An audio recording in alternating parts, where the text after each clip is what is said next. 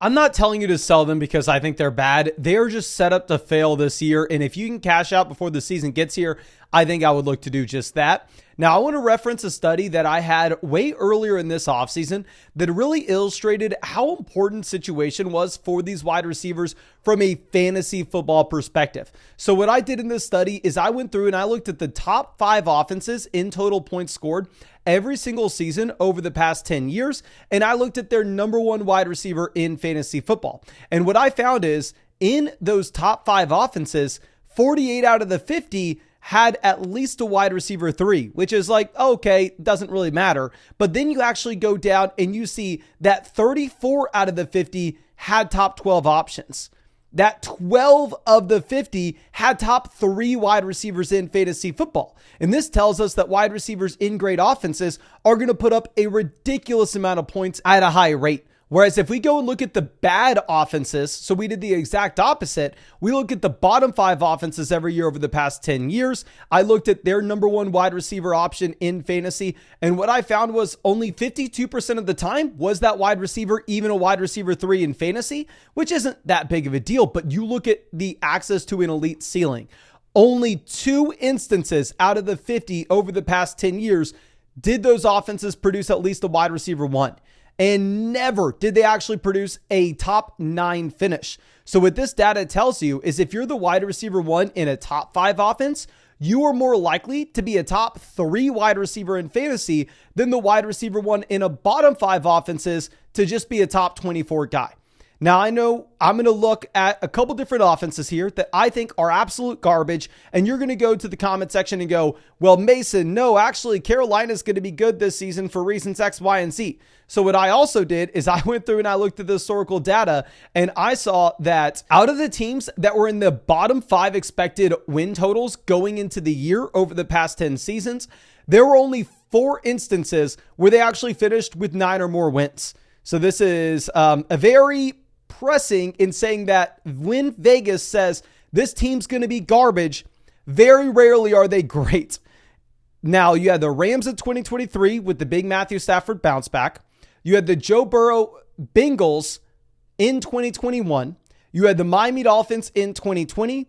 And you had Sean McVay taking over for Jeff Fisher in 2017. But only 8% of the time does an offense or a team that projects out to be a bottom 5 unit actually come out and crush that season, or at least have 9 wins. But let's go and let's look at a wide receiver that's a perfect example of somebody that I do not think is viable in fantasy for this reason. Let's look at Deontay Johnson. Now, with Deontay Johnson, obviously, he was in a very bad offense last year. And you can make an argument, well, Mason, he just failed in Pittsburgh because he had Kenny Pickett. Kenny Pickett was one of the worst starting quarterbacks in the NFL. And now going over to Carolina, the Panthers may end up being a better offense than what Pittsburgh just was. And I would go ahead and I'd say, well, yes, well, you do have the change in coaching staff in Carolina and the offensive line investments more likely than not actually improving this Panthers offense from where it was last year. Still, sportsbooks are projecting them to be a bottom 5 offense this season. And the base expectation is it's a very low scoring wide receiver room. Now, the other flip side of this is I actually put out a tweet saying that there were a few wide receivers in garbage offenses that were going to dominate targets. Those guys were Terry McLaurin, George Pickens, and Malik Neighbors. And I had a lot of people in the comment section going, well, Mason, you missed Deontay Johnson. And the reason I did not include Deontay Johnson there is they took Xavier Legette round 1. They have a round 1 NFL draft pick coming into his rookie season. Adam Thielen had like 130 something targets a year ago. So this is not a situation where Deontay Johnson's coming into a bad offense and is going to absolutely dominate from a target share perspective. Deontay for back-to-back years now has been under 10 points in a half PPR format. Also, I want to remind you that Deontay Johnson's going to be 28 years old this season. So it's not like Deontay's a wide receiver that you're expecting to just improve as a talent at 28. If we go through and look at the closest seasons that we had of 27-year-old wide receivers since the year 2000 to Deontay Johnson's age 27 season, you had Michael Crabtree, Deion Branch, Steve Breston, Marquise Goodwin, Jericho Crotchy, Jermaine Kearse, Richie Caldwell, and Alan Lazard. And here, you only had 2 of those 9 wide receivers actually giving you double-digit fantasy points the following season at 28. So Deontay, somebody that I'm not super interested in.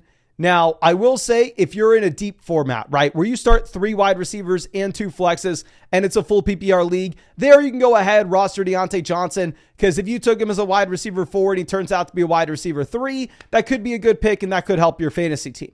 If you're drafting on Underdog, where you take him as your wide receiver 4 and he turns out to be wide receiver 3 and he gives you a couple spike weeks, that could be a good pick that could help you in fantasy. The issue is if you're in a league where you only start 2 wide receivers and 1 flex, where wide receiver depth doesn't matter, and what actually matters is the ceiling at the wide receiver position, Deontay is a clear sell. I'm going to look to package him in a 2-for-1 deal to try to improve in my lineup elsewhere. An example of this is, say you drafted George Kittle or Kyle Pitts at tight end, and you have Deontay Johnson on your bench. I would love to take Deontay Johnson, try to pair him up with George Kittle, and see if we can go get Travis Kelce, see if we can go get Sam Laporta. And then the same thing if you have Kyle Pitts. And obviously, you can go through and you can look at this with other positions. Say you took, I don't know, CJ Stroud at quarterback. If you could package together Deontay Johnson with CJ Stroud to go get Jalen Hurts, to go get Josh Allen, I think that could be another viable play. Now, going over to our next wide receiver, kind of in a similar bucket to this, we are going to look at Courtland Sutton. And I do want to say on Underdog, if you draft Courtland Sutton as your wide receiver 5, can be a fine pick, right? He turns out to be wide receiver 3. In that format, he actually helps you. But I do want to remind y'all that Courtland Sutton over the past 3 years has been hovering around 8.5 fantasy points per contest. While you lose Russell Wilson, you transition over to Bo Nix. And I don't necessarily think that this is just an immediate upgrade. While Bo Nix looked great in the preseason, and I think Bo Nix has more long-term upside than Russell Wilson does at this point of his respective career. If you actually look at the Russell Wilson stat lines from last season, I don't know if Bo Nix is going to be able to replicate just that. Now you add on the fact that while yes, Judy is gone, you still have other wide receivers here that are going to be taking some targets. They go through, they take Troy Franklin, looks like he did make the roster. You have Marvin Mims going into year 2. They sign Josh Reynolds. I definitely think Sutton is going to have a ton of target volume, but this does project to be a bottom 5 offense. You're not expecting Courtland Sutton all of a sudden to get dramatically better at 29 years old. So if I'm looking at Sutton, I do want to reiterate, I think in a deep format, he can be completely viable. In an underdog draft, he's okay with where you're taking him. But if you're in a league where you want to start 2 wide receivers and 1 flex, I'm just simply not interested. But of course, real quick, if you wanted to get into a draft where these guys actually matter, we're still drafting on Underdog Fantasy every single night. They're best ball drafts, so there's no time commitment at all during the year. It's how I draft hundreds of teams. It's how I won $150,000 on Underdog 2 years ago. And of course, if you use code FLOCK, you are going to get my 2024 rankings, draft guide, and ADP consensus cheat sheet, plus a Christian McCaffrey special pick of more than less than half a total yard, and a Travis Kelce special pick of more than less than half a total yard as well. And code FLOCK will give 50% deposit match up to $1,000. But let's move over to Devante Adams. Now, similarly, Adams, if you take him in round 3 of an underdog draft where he's going as a low-end wide receiver 2, I actually really like that price tag. If you take Adams as a low-end wide receiver 2, I think it can return value. My issue is what we're actually seeing in casual ESPN drafts or Yahoo drafts and not the high-stakes leagues is people are not ranking Devante Adams as a low-end wide receiver 2. Rather, they are ranking Devante Adams as a low-end wide receiver 1. And that is an issue because you go ahead and you look at Devante Adams. This is a wide receiver that has declined for 3 straight seasons now. Devante Adams has gone from 7.7 to 16.8 all the way down to 12.6 fantasy points per game. So if you're taking Devante Adams coming off a season where he averaged 12.6 fantasy points per game, and you're taking that player in the 2nd round ahead of some young wide receivers that are ascending talents, you're betting that Devante Adams is better in 2024 than he was in 2023. And historically speaking, that is a very difficult bet to make, knowing that Devante Adams is now going into his age 32 season. Also knowing that the Raiders actually turned around and invested into another weapon for Gardner Minshew in this offense, where you do have Brock Bowers there at tight ends. I don't expect Bowers to have a massive role earlier in the season, but Bowers very easily could have a role in the red zone and potentially cap the overall touchdown upside that you should expect from Adams. Now, if you're playing in a format, like I said, where you take Adams the low end wide receiver 2, that is a completely fine price tag. Because if you look at the transition from Aiden O'Connell over to Devante Adams, if you look at what you actually have now with a new coaching staff, there is some upside with how the situation's changing in Las Vegas, where this may not necessarily be a bottom 5 offense. if you do look at sports books, which we've historically proven, they are very accurate. They are projecting the Raiders to be the 6th worst offense in the league. But where they've gotten projections wrong in the past is where there's a quarterback change and there's a coaching staff change. The Raiders have had both of those compared to where they were last September. So there is some maneuverability here with this Devante Adams take, which is why I want to reiterate, I personally have Devante Adams ranked as about a mid wide receiver 2. So if you can get him as a low end wide receiver 2 in a high stakes draft, absolutely love it. But if you're taking him as a low end wide receiver 1, you're betting on a 32-year-old bounce back in a bad offense, which is a bad bet. Now, our next guy, speaking of olds, we're going to look at Keenan Allen. Now, I was shocked to see that if you look at the week 1 projection for Keenan Allen on Underdog Fantasy, they have his pick'em at 44.5 receiving yards. Yes, higher, lower, 44.5 receiving yards for Keenan Allen week 1. And keep in mind, the base expectation should be that Rome Odunze doesn't dominate from week 1 on. The base expectation is probably the 32-year-old player in Keenan Allen starts off with a larger role than the rookie in Rome Odunze, and that actually flips by the time you get to the end of the season based off how good of a prospect that Rome is.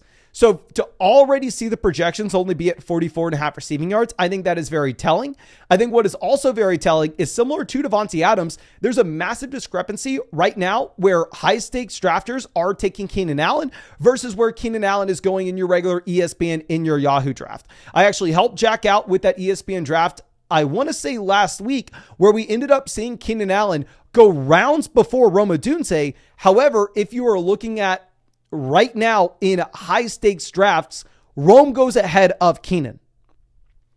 Keenan is going to have a severely capped ceiling based off him playing with the rookie quarterback where the passing volume should be lessened compared to Justin Herbert a year ago. Based off DJ Moore just absolutely dominating as the wide receiver 1 alpha here and another top 10 draft pick at the wide receiver position in Rome. You've had the concerning weight reports for Keenan Allen, who supposedly is now a deep dish reviewer in Chicago.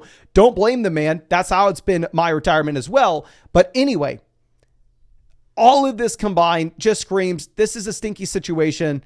I do want to reiterate, going back to what we were talking about previously, if you're playing in a league where you start 3 wide receivers, 2 flexes, and it's a full PPR format, there Keenan Allen is completely fine. I'm trying to get off of him where we see the high stakes drafters giving us some indications that we should, and he's potentially the wide receiver 3 for a rookie quarterback, even if we really like that rookie QB. Trust me, I am starting Caleb Williams week 1 over Brock Purdy in the Flock League. So let's pray up that Chicago actually has a good offense. Now, let's move over to another wide receiver where the gap between where he goes in expert drafts, high stakes drafts versus just regular fantasy football leagues is massive. Michael Pitman Jr. is somebody that was a hit in fantasy football last year. If you were drafting Michael Pitman Jr. in fantasy last season, it was a great pick where you ended up getting wide receiver 2 production at a low end wide receiver 3 price tag. Michael Pitman Jr. actually averaged 2.2 yards per route run last season, which is a very exciting mark. And what's also decent with Pittman is you have no Josh Downs early in the season. So if Downs is going to miss week 1, week 2, I think Pittman almost slides into being a must-start option. And if we get news that Josh Downs is going to be missing these weeks, I would maybe say don't look to sell Pittman initially. Instead, hope that we get a spike week or maybe 2 spike weeks from this bonus target share that he is going to have with no Downs. And then we look to sell him going into week 3. While I don't necessarily think that the Indianapolis Colts are going to fall into the situation where they are an absolute garbage offense, I do think that this offense is primarily going to be driven through running the football with both Jonathan Taylor as well as Anthony Richardson. If you actually go and look at season-long underdog pick'ems right now, the higher-lower mark for Anthony Richardson rushing touchdowns is at 7.5. The higher-lower mark for Anthony Richardson passing yards is at 3,200.